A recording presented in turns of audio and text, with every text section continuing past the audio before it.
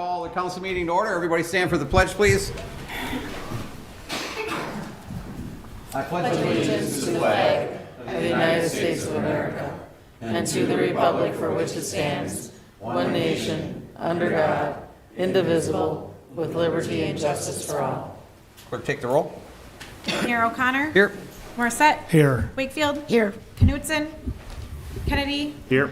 Brooke. Here. Hall. Here. All right, the first thing I would like to do is congratulate our council members that won in the previous election, or the most recent election here last Tuesday. Councilmember Morissette, council members Hall and Brooke. Thank you. Congratulations. Look forward to seeing you all on the 15th. All right?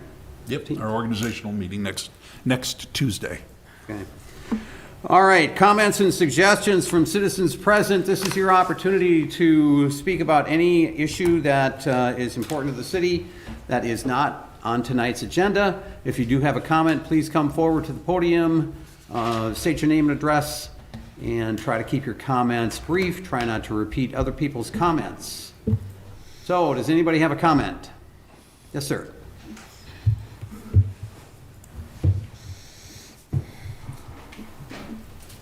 Good evening. My name's Carl Vaughn. I'm a resident of the Croyview Apartments. Just down the street, it's a HUD community. And since July 1st, the public bathrooms have been locked. Unless right now, for the last 3 months, the manager is there, then she will unlock the doors. She is there Monday through Thursday, 8 to maybe 2. After that, any residents, guests, or anything like that have no place to go but to the resident's apartment. I'm sorry, that is unacceptable. Most of the people there are elderly with the mean age of being 75 years old. You can't make it sometimes, and that bathroom that is locked is the only way. They can't walk to their apartment, which is too far, can't wait for an elevator to go up one floor or down one floor. It is a travesty that the manager there is setting the rule and doing it the way she wants. Letters have been written to the editor, to the congressman, to Representative Zimmerman, to the mayor. Phone calls have been made, and nothing is being done. And I'm ashamed.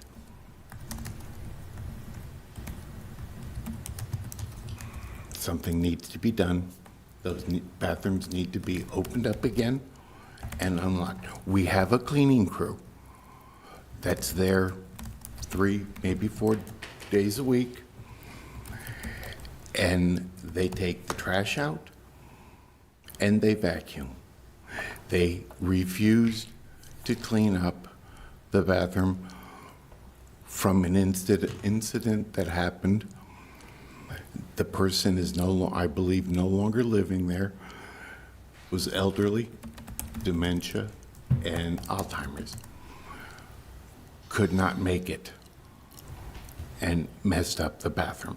But the cleaning crew decided, well, no, I'm not going to clean it. Well, you don't see that happening at a store, Walmart, County Market. If somebody makes a mess, they'll close the bathroom for a little bit, clean it up, and it's open again. But not here. Something needs to be done. It's been going on, like I said, since July 1st. Thank you. Thank you, Carl. Thank you. Any other comments? Any other comments? Any other comments? Any other comments? Hearing none, close that portion of the agenda. Consent agenda. Approve the meeting minutes from the March 17th, 2025 regular council meeting. Approve claims in the amount of $1,917,868.90. Approve the firework applications. Approve utility easement agreement for 38 Bristol Court, Michael Burback. Approve final development plans at 2409 Monterey Boulevard, Principal Preservation Services LLC. Approve bid from Hudson Incorporated in the amount of $1,081,018.50 for the 2025 O'Neill Road Improvement Project. Approve the purchase of a Ford F-550 from Boyer Trucks in the amount of $59,918.16. And approve the purchase of a service utility body from Chris Steele Truck Equipment in the amount of $31,248. Move to approve? Second. Motion second to approve. Roll call. Morissette? Yes. Wakefield? Yes. Kennedy? Yes. Brooke? Yes. Hall? Yes. Motion's approved. Consent calendar or consent agenda is approved. Resolution 9-25, amending the 2025 budget for Timco Sweeper. Good evening, Mayor and Council. Sam Hasu, Finance Director. In front of you this evening is a resolution to move $298,865 out of the Stormwater Fund balance and into the other capital improvements. On the January 6th Finance Committee and City Council meeting, Council approved the purchase of the new street sweeper that was not budgeted for in the 2024 budget. This is an amendment of that. I'll note just one item that it does need a 2/3 vote by council. Move to approve.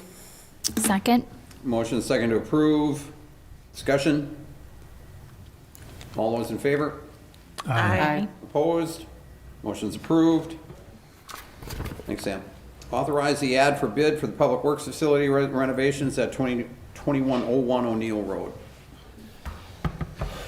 All right, I believe everyone was sitting in the audience, so I won't repeat anything too much, but obviously I just want to make it available to see if any, Mike, Sarah, or Lynn, if you have any questions on your end that you want to know before we move forward with bidding not only my project, but just Chief Williams' project as well.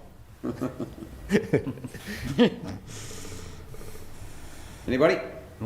Feel good. Have a motion? Move to approve the bid for the Public Works facility. Second. Motion second to approve. Discussion? All those in favor? Aye. Opposed? Motion's approved. Discussion possible action to authorize building the new police department project. Any questions for the police department? Move to approve the bidding. Second. Motion second to approve. Discussion? All those in favor? Aye. Opposed? Motion's approved. What do you think? Should we take a break here? Take a 15-minute break? It's good I got to set up. I promise, Mr. Johnson, under 3 minutes. You didn't hang around to find out.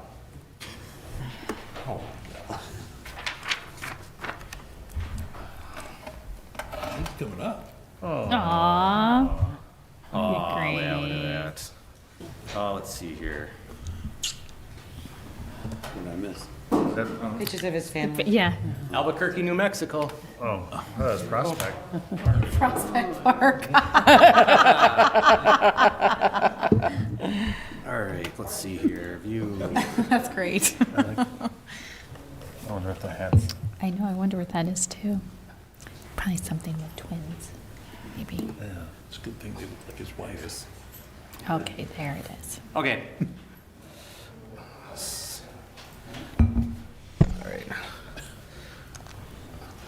So I'll just buzz through this quickly, and if you have any questions throughout, just feel free to interrupt me. That's fine.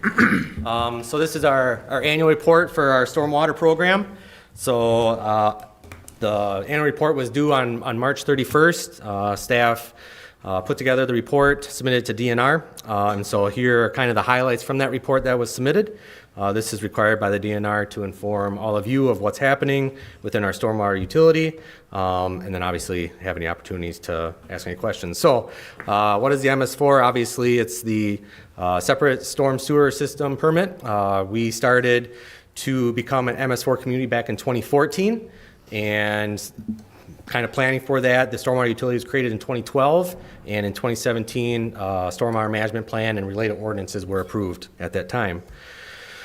So our storm sewer system has over 400,000 lineal feet of storm sewer pipes. And I won't go through each one of these items, but you can see just kind of the size of the system that we need to maintain. And we maintain the system with various full-time staff. We do have one full-time employee designated as a stormwater utility coordinator. And then we have various part-time employees that help with, street sweeping and cleaning catch basins and so on and so forth. So it's a total team effort to maintain it. The MS4 has several requirements, and you've heard of these before, but just for anybody in the public that's kind of new to this. So the city of Hudson, my department is required to basically meet standards in each one of these categories. So public and education outreach, public involvement, participation, illicit discharge, detection, elimination, construction site pollutant control, post-construction stormwater management, that's the one that we all get calls about, pollution prevention, and stormwater quality management. So for public education outreach, public involvement, participation, these are things that we look in the community to engage with and educate. So things related to Riverfest. The middle picture there, kind of lower middle, that's a trifold that I recently purchased through our Rain and Rivers Consortium, and I had that out during the last presidential election out in the hallway here. And I got a couple more on the way to put out at the other sites, but it's a good way for people to kind of learn about stormwater, what it is in the community. And I get 8,000 people walking by that thing, and it's give away doggy bags and salt cups and all types of information. So that's been a really big hit.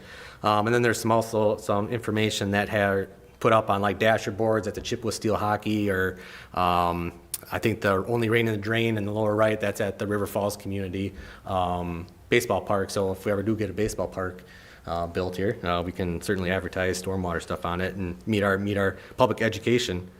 It's over 3 minutes, I'm sorry. Illicit discharge. So this is obviously looking for any type of things coming out of the storm sewer pipe that is discolored, not of rainwater. We have 34 high priority outfalls. These are outfalls that directly discharge into either the Lake Malibu or the St. Croix River, and those are inspected on an annual basis by our stormwater utility coordinator. I will say, if anybody is out and about walking and they see something coming out of a pipe that isn't, rainwater, please contact my office so that we can inspect it and contact the DNR about it. Post-construction stormwater management, this is pond management. So like I said, this is usually one that is very challenging to do. So we have, like I said, about 125 stormwater ponds throughout the community that we have to inspect once every 5 years. Most of them are public ponds. And when we do the maintenance inspections, we're looking at various things like erosion, vegetation removal, any type of dredging, other outfall repair, so on and so forth. And it's all collected in a GIS database. We print a report, and then our staff is able to get work orders to go and make those repairs. So obviously we're continuing to alleviate some of the problems that we have accumulated over the years from poor maintenance. It's probably a few years out before we kind of get in a good position. Construction site pollution control. So these are site visits to commercial businesses that have development over 1 acre. So we are required to go out there at least once a month to inspect to make sure all of their erosion control is up to date. We did have 4 verbal warnings issued this year, and it's basically for general site repair, things like mud being tracked out onto the road, the silt fence is knocked down, they're not using the concrete washout, so on and so forth. So, and most of the time, it's taken care of by the construction manager. We haven't had to escalate to a written or a work order shutdown. We do have that authority, citation authority in our ordinances to fine businesses. But like I said, I haven't come across a situation where we've had to elevate it to that yet. And we did six sites qualified in 2024 for the monthly inspection. Pollution prevention, so these are things like street sweeping, catch basin cleaning, leaf collection. The one thing that I want to note and highlight on this slide is everyone has become accustomed to the curbside pickup for leaf debris.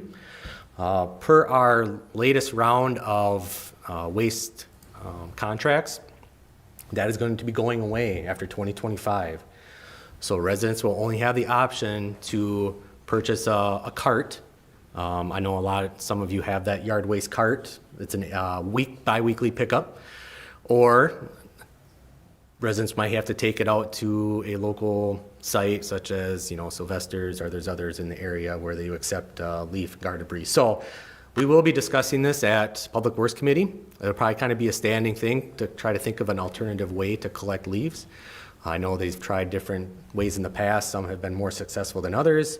And so it's something that we're going to have to kind of keep on the front of our radar because residents kind of expect that level of service, but it will no longer be provided after this year.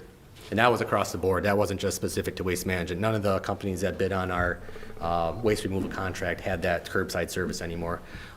Very labor intensive, and they all want to go to the cart subscription service just because it's easy for them to pick it up with the cart and away you go. So to be continued, and obviously if you have any ideas, please let me know or let Public Works Committee know. Pollution prevention, so winter road maintenance. So we are a salt-only community. We don't do any salt sand mix. We don't do sand. If the temperatures get super cold, we put additives in our brine. So for last year, for 2024, we used 4,250 gallons of brine, which is basically a salt mixture. Beet heat is the additive to melt the snow at very, very cold temperatures. We used 1,825 gallons.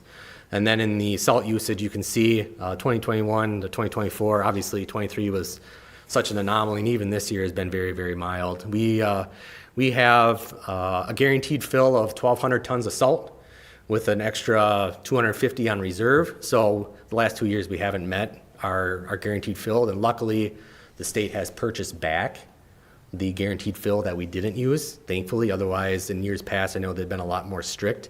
We would have to have taken that salt and tried to find a spot to store it. But like I said, they had the buyback program, which really helped me out. That was really stressful, trying to figure out where to put 1,000 tons of salt.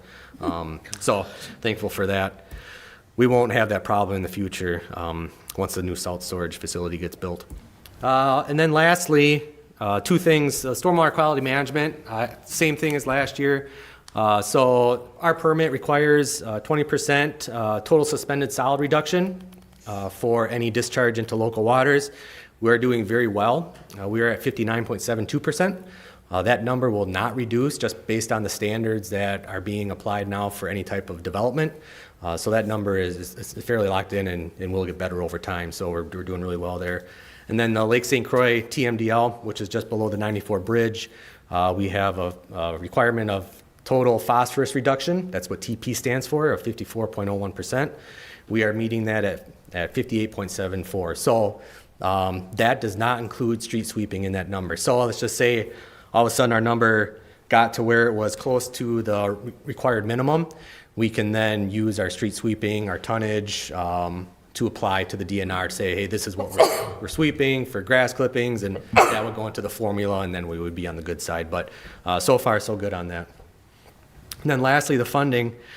So how do we pay for all this? Obviously, there was a stormwater utility that was instituted back in 2012. It was last updated in 2019. Each single-family unit or apartment complex is charged an REU, residential equivalency unit, based on the size of the building. So that's collected on your quarterly bill. If you look on your water bill, they'll have a charge on there for storm, and that goes into an account which we pay staff and equipment and pipe or education materials or the doggy bags or the booths, all that types of stuff. So that's what kind of funds the program and helps us meet our requirements. So for 2024, our total revenue was $557,527.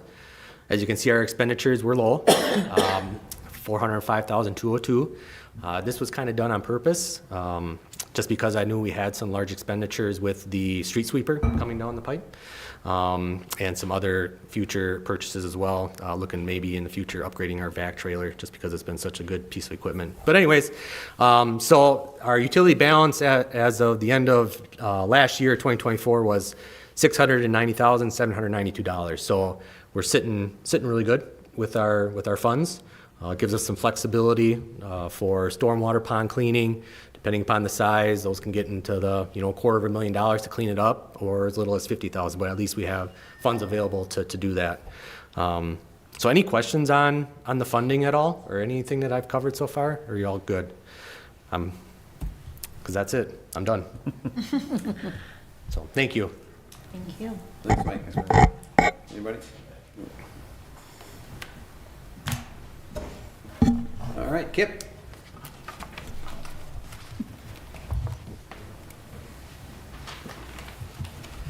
Good evening, everyone. Kip Peters, Utility Director. On my March update, we've got the Deer Path Water Tower Reconditioning Project that I've been talking about now for the last couple months. All the cellular carriers have been removed from the tower and placed on the temporary poles that you can kind of see on the picture there. The project is expected to start on April 14th or right around there. We've actually got some welders coming in, I believe, even yet this week to kind of get started on some of that stuff. Completion for that is final completion of July 18th on that project. So we should be sitting pretty good now with the weather to get that rolling. Well 9 project, the well's been pulled and it's currently down at the contractor's shop for evaluation. You can kind of see some of the pipe that came out of the ground on those pictures. It actually was in pretty good shape, but there's a lot of pitting on it, so we are going to end up replacing all that pipe down there. So they're working on that. And then with the consolidation with the village staff, we have submitted the application to the Public Service Commission, along with all the supporting documents for approval. Once the PSC reviews that, I'm sure that there's going to be a question and answer. We're going to have questions and answers that we'll have to go through on that. So once Public Service Commission approves that down in Madison, the asset transfer agreement, utility service agreement will be brought to the PUC and council for approval, and hopefully we can get this behind us. So that's my update. Questions? Anybody? Thank you. Thanks, Kip. Mike? Ooh, another PowerPoint. Good evening. I'll be a little bit shorter than the rest of them, if that's okay with everyone. The big thing I wanted to get out and make public is that we're going to have the follow-up public meeting or open house for the short-term rentals. This next meeting will be on, the 18th, Wednesday, April 16th at the fire station again. We got a lot of really good feedback at the first meeting from a lot of people, both with some really good ideas I think came out of it. So we will have more of a presentation format this time to kind of just go over what we received from the public. So again, that is Wednesday, April 16th at the fire station on Ward Avenue. The other thing that I wanted to really highlight is that we've gone 3 consecutive months now with ridership well over 1,000 on our transit system. So that's really, really going well. Everything else, obviously it's busy with the annexations, the developments, the rezonings, all of these things. So we're just getting after it, so don't really have anything else. Is that it? Anybody? Just want to tell you, I got another compliment about the shared ride taxi service today, and people are very happy to have that. Yep, it's great. Thank you. Thanks, Mike.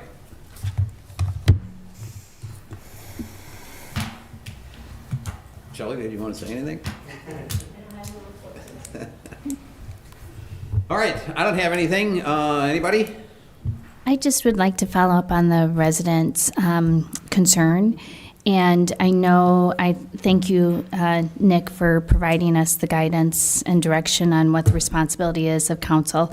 And as I read that, one of the options was to explore a public hearing, and so I am going to request that on our next agenda, we at least have that as a discussion point and possible action to consider a public hearing for residents, their board members, just to make sure that that the issue is resolved and that the residents there are, and the board members are all, it's in a good place. Repeat that last part, I missed. I just want to make sure that everything is in a good place, that the residents are taken care of, the board is doing their job, and I'm not saying that they're not, but I just would like us to have that discussion. So when you say with possible action, To call a public hearing. Right? If I understood correctly, as I read the document that we received through Brent, that you prepared, Nick, one of our responsibilities, and I understand that, Mr. Mayor, you appoint the board members, we vote and affirm those decisions. And one of the potential actions could be, if there was concerns, that the council could call a public hearing. Did I read that correctly? A public hearing or just discussion at the council level. Obviously, the council doesn't have control or management authority. Right. Absolutely. Over the housing authority or the board, but you can have a discussion or a public hearing, call it whatever you'd like, to bring light to any of the issues that you might want to direct to the housing authority for addressing. So I'm hoping that we can have that on the agenda for discussion with potential action of there being a potential hearing. okay, I'm lost on that. It's a public hearing to determine whether there's going to be another public hearing, or? Well, don't we have to vote on a public hearing as a council? So we would have discussion if council wanted to move forward with that direction? I think that the way to do it might be a future agenda item where you invite the board or board members or the director or the manager or whomever to have a conversation. Obviously, we've heard this bathroom concern now a couple of meetings, so perhaps it's just a topic that gets added to the agenda and that person is invited to come in and speak, or that there be discussion. And then if you want to have a broader public hearing where you actually publicize and invite people to come in and comment, you can do that at that point. But it should probably start just as an agenda item with whomever should be here to, help facilitate conversation.